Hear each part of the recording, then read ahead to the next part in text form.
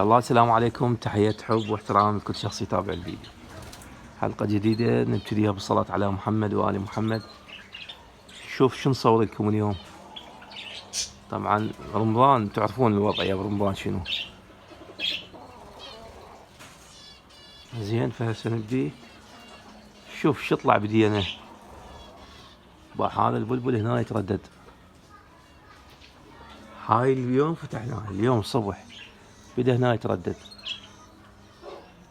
ما اعرف يعني ذولا مشكلة، يغروني واخليهم، يسوي لي عملية اغراب اخليهم مفتوحين. هناك اكو خفصة مال فراخ مال جاوة، ذولا هاي باعوها. هاي اللي عندها فراخ باعوا، ريشها مبهذل كله باعوا.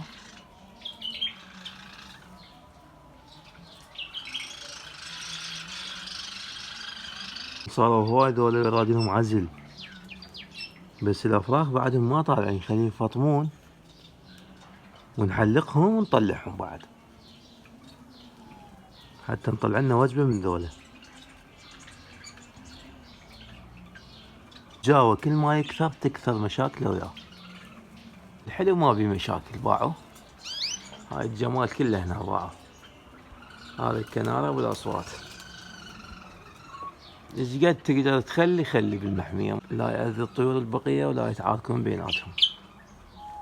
حتى من يتعاركون الفحلة بيناتهم يعني عاركهم كلش حلو.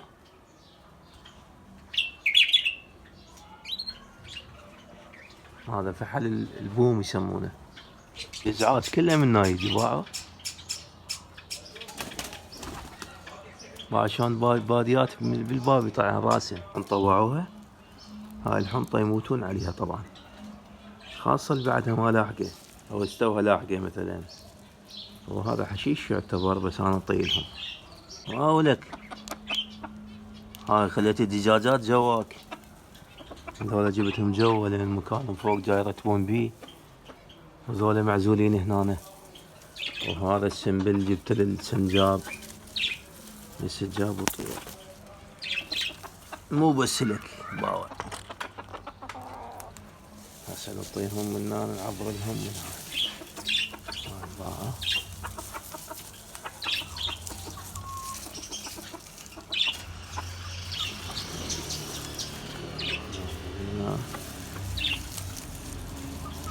ما ادري طبعا. هذا السنبل اول مرة اطي له ابو الطحين ياكل حمص. والله هسه الحمص يعني كلش مناسب، تدلل احسن من الجوز. ها الجوز شوي غالي، شلون ياكلها؟ يخلي لك اياه بس القشر. وين الثاني؟ ما ادري، الثاني نايم طالع والله ما اعرف.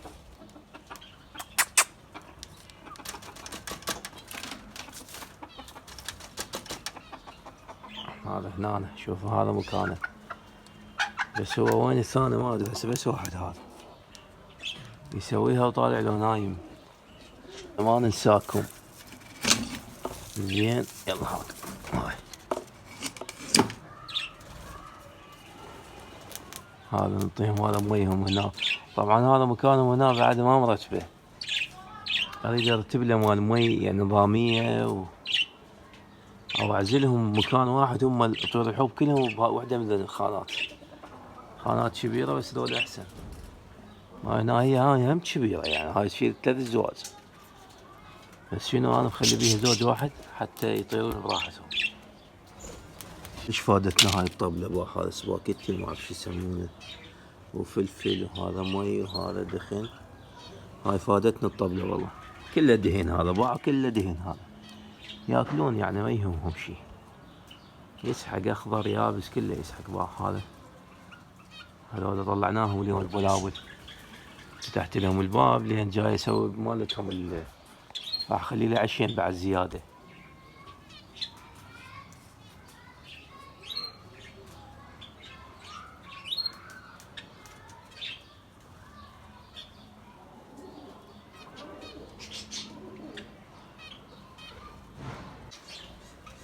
بدأوا ينزلون، باعوا بس وخرت من الأكل بدأت الطيور تنزل تاكل هنا. طبعا هاي كلش فادتنا هاي الطبلة هاي، هذا الميز لين هم نشتغل عليه هنا، اسوي لي كوخ، اسوي لي كذا، واما اخلي لهم بيه اكل هيج.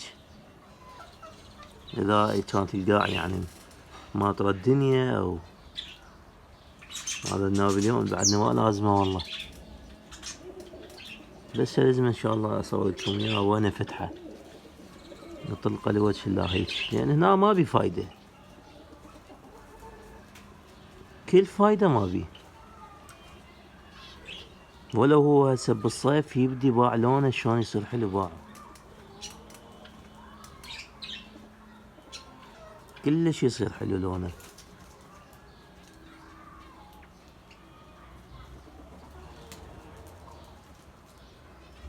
هاي هنا ينزلون يتعشون. طبعا هذا العدد يعني كلش قليل النازلات، كلهم بعدهم ما نازلين وكلهم بعد. هذا هو وابنه باعوا ونزلوا.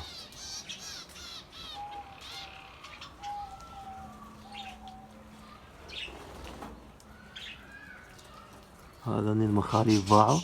هذا طير الحب المخلف ذاك اليوم طلع من العش، وهم جارت بلهم مكان. عزلهم عزلة زينة بعد.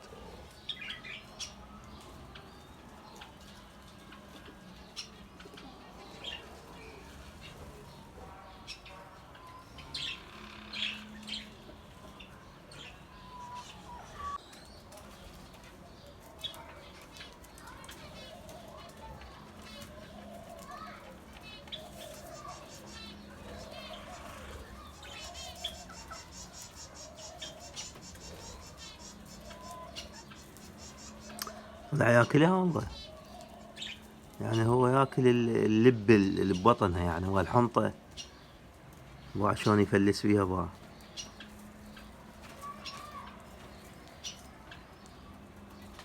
بس هي خشنة يعني بيها مثل الشوك، يعني بعدها ما لاحقه. هذا سنجاب يونس.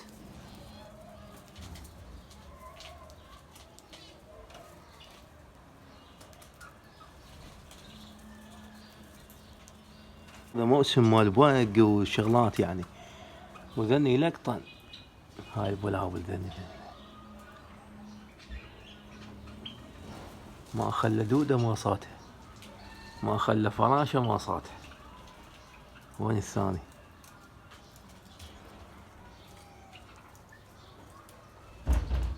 هذا بحاله هسه صرت كبير تعب عليك يزق لك ابوك باع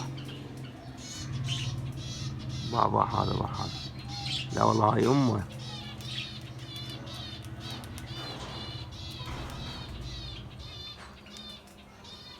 باع يفتر هذا يعني ياكل اكل بقد امهاته.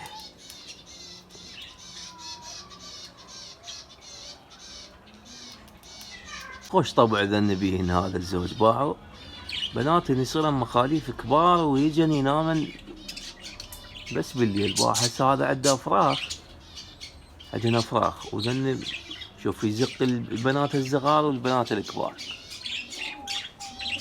يعني هذا هسه ذن المخاليف انفطمن وطلعن افراخ هسه صغار، اكو فراخ صغار يعني. عندهن الوجبة الثانية طلعت وذن بعدهن يزقن. ما اعرف، هاي اول مرة تصير عندي هيج حالة طبعا. هسه هو ينقر بس يزق بعده، ياكل من القاع وهذا بس يزقن بعدهن والله. بس يخلي حيرن بذن الصغار بالكبار والله ترقع عسول. هسه اعزلهن ما اخليهن يعني بدا ياكلن هن فطمن بعد. بس شنو بعد يزق، بدا يعتمد على نفسه، بدا ياكل ويرجع يزق من جديد. الزوج هنا عندي لا زين، هذا عش، انا حافظن على عشوش. هذا العش لا زين، هذا ينفطم فطمة واحدة. هناك بيه عيب، ذاك عنده واحد عش بيه عيب. شنو العيب؟ يعني بعدهن صغار ويطلعن من العش كل مكان أو كل عش حافظ بيه سلوكية معينة.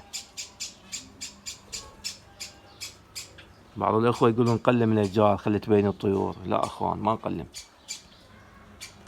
لأن الصيف جاي، وأنا أريدها هيك. يعني صراحة أنا أريدها هيك.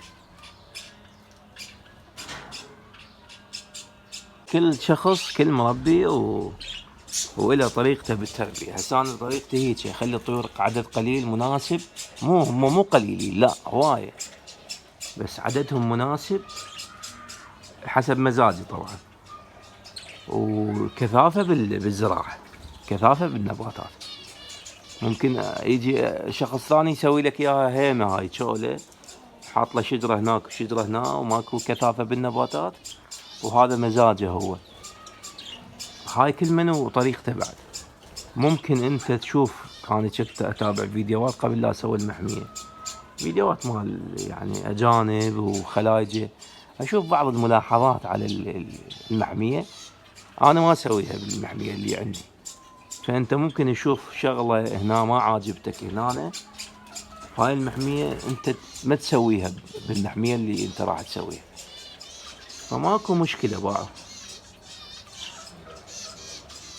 بس هذا الغصن تدرون كم زوج يشيل؟ بس هذا، بس انا اريد زوجين 3 يوقفن علي بس. هذا المسم هنا طير، اشوف بحاس هذا طير، هذاك طير بيمه قريب علي، ذاك واحد.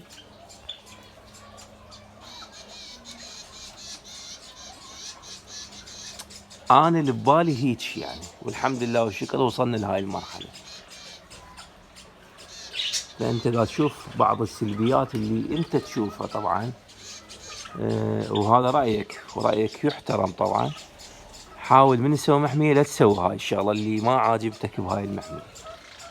زين، ورمضان كريم عليكم وتحياتي للجميع.